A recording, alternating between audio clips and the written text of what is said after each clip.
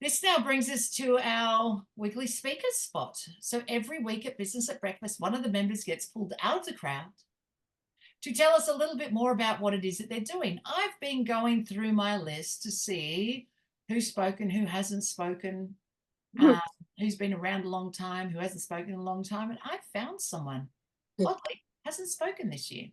Is it every meeting? Like every meeting. Here we go. And she just made it to over 100 YouTube subscribers this year. So it's with a great honor to ask you to be our speaker today, Deby. Now I'm going to give you a couple of parameters to speak about, but I'm going to give you sort of an angle in regards to LegalShield to speak about, or rather the wills. So I know you're a LegalShield consultant, and I do want you to give us your elevator pitch again and tell us very quickly how you ended up doing this, like ending up with LegalShield and selling this. But I'd like you to swing it in terms of not a will so much as having that, is it the power of attorney? The importance of having the power of attorney. So somebody being able to turn that switch on or off, depending on what your wishes might be. So it's interesting. I met someone else who was a LegalShield consultant a week or two ago, probably running a class, and then I discovered a LegalShield consultant in there, and I said, from the age of 18, everybody needs to have a will. Someone else piped up and said, 18-year-olds don't want it. They don't own anything. No, I get that. It's not that we need to have a will for. It's for the power of attorney. Who's going to be in charge of us if we damage this thing that we're carrying around every day? So I want you to see if you can run that elevator pitch about the power of attorney, and then give us a quick history of you and how that is actually important to you and why you believe in it. And then we'll ask you questions. Thank you, Missy. I'm Debbie Miller with LegalShield and ID Shield. For 19 years, I've been able to help families and small businesses have access to law firms in their area to answer questions, but my big goal was to have their wills done. Here in the United States, that also includes your power of attorney. I guess that became pretty important to me because one of our nephews was killed shortly after he turned 18. If he had had a will, which, as Missy just mentioned, 18-year-old never think they need a will. Why would they need a will? They don't own anything. They don't do anything. He was still going to school. He had just dropped off a friend at the football practice. And as he was backing out of their driveway, a semi actually ran into him and killed him instantly. There was, of course, a big deal about all of that. The semi ended up company paying a huge amount, but whether his family got any of that money is questionable. We weren't privy to that information, even though it was family. But, if he had not been instantly killed and had been in a coma or something, the fact that I'm his mother doesn't do anything here in the United States once you turn 18. And so that power of attorney is very important. Families are having still a hard time, sending out kids. As Kathy mentioned, it's almost school time here. So families are getting their college kids ready to pack off to who knows where all over the United States sometimes. And lots of things can happen. But again, a lot of them are thinking, I'm his mother, I'm his dad. My opinion is important. And unfortunately, under the law, it is not anything at all. You are the parent, yes, but your opinion doesn't count. So yes, thanks, Missy. Yeah, I think that's really important. This showed up for me in the Australian term in regards to power of attorneys. When the networking group that I was in at the cafe that was before Business at Breakfast started there, they had this networking group, been there for over 8 years. And when I'd started there a few years before Business at Breakfast took over, we had a wills and estate attorney guy come out and was talking about wills and estates planning. And then he spoke about the power of attorney bit, and then happened to say, you know, if you got one years ago, and let's say your lifestyle has changed. Let's say you were married and you're now divorced, but your will was way back then. Let's say you're a wife and you now divorced your husband, and he was the power of attorney. That is still the case until you change it. And the funny part was, the girl that was running the meeting has gone, oh my God, he's still in charge of me? Oh, he's turning that switch off. And it made us, and she just stopped everything and gone, oh my God, it's been like 10, 15 years. She wrote a book about how much she hated his guts, like, and she still felt like that about him. She divorced him 10 or 15 years earlier, and she's suddenly gone, what? Gone, oh my God, he's still in charge. Oh my God.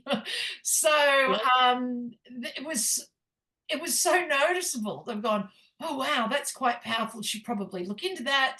So I notice that often, but I notice it in shows. I used to watch ER growing up. You don't pay too much attention to things like that, and you see it in some movies. But then now that I'm older and I have a will and I understand the power of attorney, I actually notice it in films when somebody's called. What about a family member, at least to say goodbye to you? Although they're not responsible for anything, by the way, but the family member who has been missing for all this time, let's say the kid who didn't get along with the dad, or the dad didn't get along with the kid, and then the kid goes, Dad, you know, like, but you're dying now. And then I want him to be resuscitated. Yeah, but your dad doesn't have any of that. You don't get that choice. It was never there. He wouldn't put it down anywhere. So, and yeah, and it's so important. I find it's very important to have a conversation, not just decide who it is, but tell the other person that they're in charge of your life, and who have you picked. So I was wondering, quick show of hands, who's got a will, right? Whether it's updated or not. Who knows who their power of attorney is? Who has a second power of attorney, like a second in charge? So my grandparents had wills, but they never had power of attorney. Nobody, like, apparently there was a time frame from when it started in. And I found that out when, like, there's someone, what is it? What's it called when you're in charge of the will, making sure that it's read properly? The executor. Right. So an executor of will is not the power of attorney. So I have a second in charge. Does anyone have a second in charge for their power of attorney? So if something happens to Simon, mine is my best friend, who, if she actually had to be in charge, she'd probably have a heart attack and die. She won't know which way. I just figure Carly will make the right decision. Not necessarily based on, but let's just keep her alive no matter what, just based on some sort of medical opinion. Although she'd be pretty upset by having to choose one way or the other. But I've made it her. And to be honest, I don't know if I've told her, because I don't think she needs the stress. But I'm not planning on dying before I'm 105. I might outlive her anyway. I don't know, because she's older than me. So I could just outlive her by chance, as it turns out. Julie Hawley, you've got your hand up. Yeah, we've got to be aware in Australia too that a power of attorney, there's two different types. There's financial, which is only financial, and then you've got the enduring power of attorney, which is medical. So there's two different ones. So just because someone's power of attorney doesn't mean they're going to have say in your medical matter. No. I just gone through my parents. I mean, I'm power of attorney for the banking and everything for Mum, but I'm also enduring power of attorney for, and I mean, I've just lost Dad, and so it's all sort of come up. We're going through his will and all of that now and stuff like that. Luckily, we had everything in place 2 years ago, and so it's been quite a easy process, if that makes sense. But yeah, there's the medical power of attorney is totally different than your financial power of attorney on your banks and things like that. There you go. I know on my parents, so my dad died a few years ago, but I know on my parents, so on my mom, that my sisters sit in there, but I don't. Mm. And the Yeah, story it's like, goes like this. Mom and dad sat there saying, right now, who do we give, like, you know, who needs to pay the bills? Well, we're either, they used to live, like, half the time they'd live behind one sister and they'd live with the other sister, like, depending on when they were in town. And they didn't necessarily stay with me. So dad would stay a few days in a caravan at my big sister's house. And he lived next door to my little sister. So when they go on holidays, it would be one or the other would be doing their finances. But when it comes to, I've gone, so who's your enduring power of attorney? Like, what's all that? So my older sister works for, had worked for Centrelink, and this is like sort of the Medicare section for here in Australia. So she knows all of that and the forms and everything else. So that makes sense that she's over there. But it turns out my little sister is put in there as well for going to medical appointments because my mum lives right near my sister. But the real story is mum and dad sat down trying to decide in this enduring power of attorney. So, okay, so clearly there's a second one. And they've gone, who will look after us? Who will flick that switch off with no real thought? Probably Misty, let's keep her out. She'll go, oh, they're sick in hospital. That's probably it. All right, just let them go. Not that hard. But my sisters get all nervous. I find this interesting, actually. My sisters get all nervous at hospital, like, oh my God, something's going wrong. My mom definitely is. Oh my God, I had to go to hospital today. What was wrong? And she said, well, they either thought I had a mini stroke or it's reflux. They're not really sure. I need to get some tests. Okay, they're two major different. You know what? Come back to me when you tell me what the problem is. And then, of course, I never hear back from it because clearly it was reflux. It wasn't a stroke. So I don't get concerned. But my sisters sit there and get concerned in weird way, in different ways. So I think that's made me seem heartless. Heartless. I just like to know what it is, and I'll make a decision that way. But I suppose it's a good conversation to have a laugh over it, because I can see from that perspective of the enduring power of attorney, it could be upsetting if you don't have that conversation in advance to find out who was actually in charge of making those decisions as well. to make matters worse, my dad used the assist the dying thing, and I had the right to call the doctor to say yes when he asked me time to call the doctor, and I couldn't override my mother because she was like, no, she's not ready. So anyway, I went around the back door and got palliative care out, and then we were able to get it all happening. But so it's, yeah, so it was hard. Yeah. I suppose who you pick is a bit like I've discovered this like way late life. It's like picking a bridesmaid. Turns out bridesmaids are just not, your friends. They're the ones who are going to help you on the wedding day get dressed and get you to the bathroom in that big dress. That's who you want to pick, not just, someone who likes the idea of wearing a fancy dress and being up in the photos. You want someone who's actually going to be helpful in that moment in time as well. Does anyone else have any questions or thoughts or stories that go with that? Because it's certainly a good conversation to have. Yep, Helen. Just on that, what Julie was saying, like with my mum and dad, a few years ago, they're no longer with us, but a few years ago, we sat down and we had that conversation because I don't think they had anything in place. Well, they didn't have any power of attorneys, and I could sort of see where it was heading. And I don't think they liked me bringing it up, but I felt like it was necessary. I mean, they were getting into their 80s, but what you've said, Debbie, about the 18-year-olds, it's sort of like I went, yeah, you know what, you're actually right. Actually, from that age onwards, as soon as you become that adult where you're independent of your parents and everything. But just with mum and dad, because I've got myself and 3 siblings, they did it this way. They actually had number one, like the primary, and then they had the secondary on both areas. So the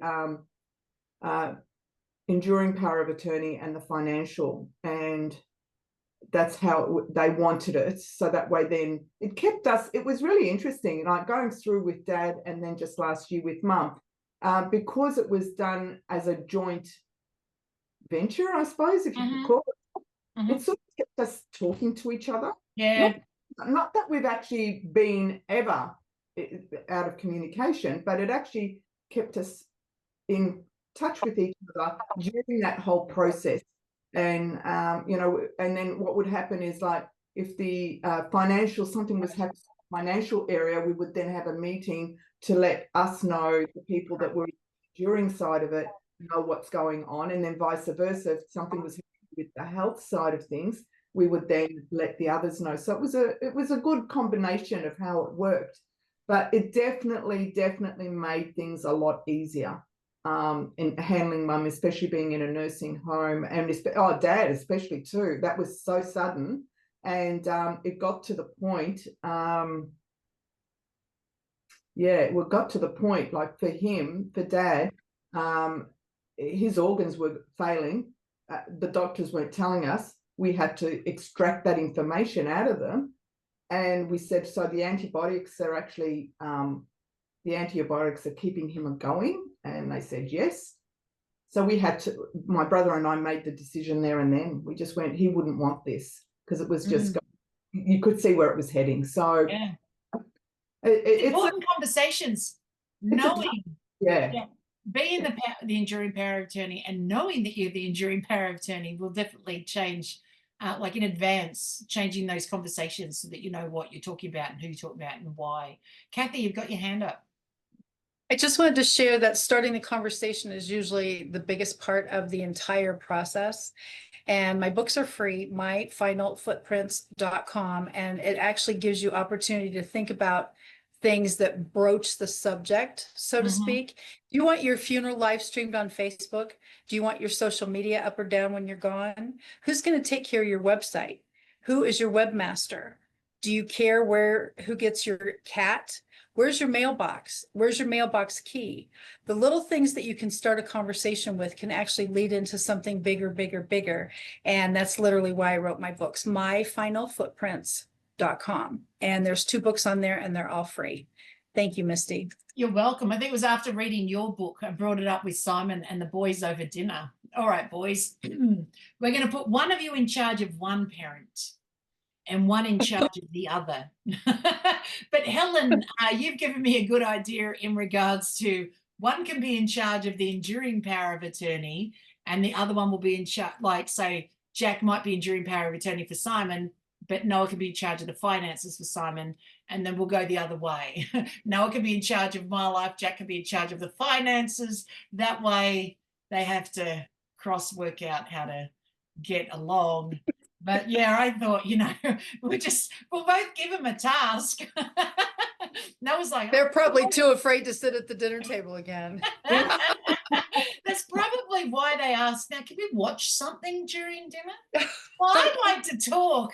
Even Simon goes, I'd like to relax. Oh, no, I have great conversation. I think they're great. But yeah, apparently not so great for everybody else. But I find death stories fascinating. It allows you that opportunity to talk about how long you're going to live. Now, I was talking to someone yesterday in regards to health products, and I said, I plan on living to at least 105. As a result, most people who sell health products go, well, how are you going to do that unless you're on a, you know, unless you have something on? When you plan for at least 105, you've planned some sort of health regime because you're not getting there otherwise. But if you don't have a plan for at minimum how long you're going to live, then how can you have a plan for how you're going to look after yourself? So I say look into the future and make a decision moving forward on, you know, don't go before this time frame. It'll have you step back and look at what do I need to have in place should anything go wrong, including that whole will thing. So you never know what's going to sit there in that time frame. Thank you, Debbie, for allowing us the conversation around this area. I know that you got to sit there and listen to us, but even just opening up the conversation is enough to have us start thinking. And clearly we can come to you if we have any questions, because you talk about this topic more than most of us.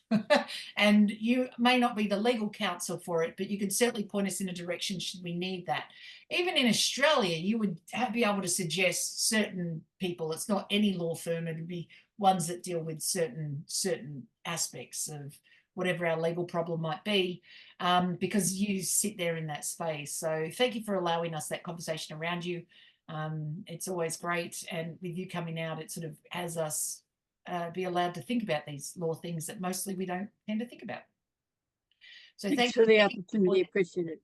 Oh, you're welcome. And thank you, audience, for being part of the conversation.